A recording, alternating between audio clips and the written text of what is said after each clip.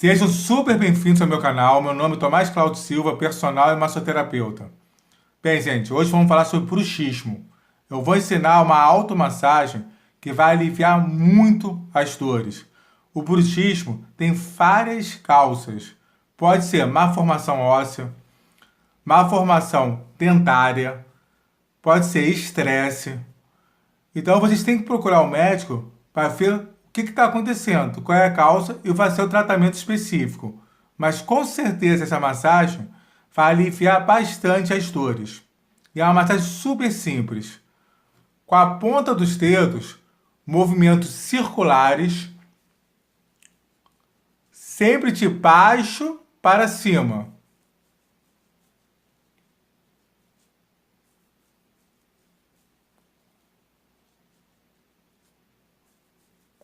Vai repetir isso 5 vezes.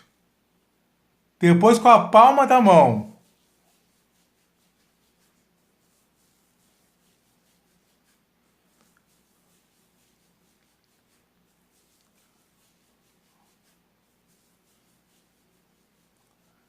Depois com a ponta dos dedos, pequenas batidas.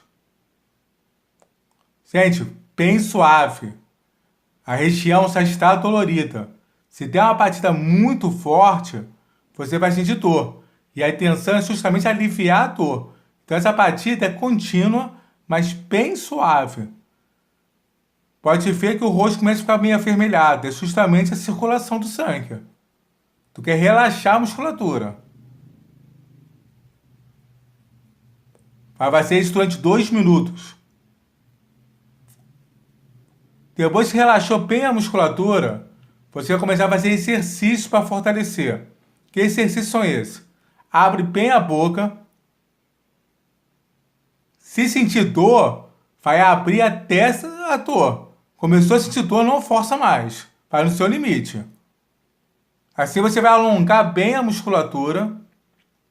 Depois você vai botar a boca lateralmente para o outro lado.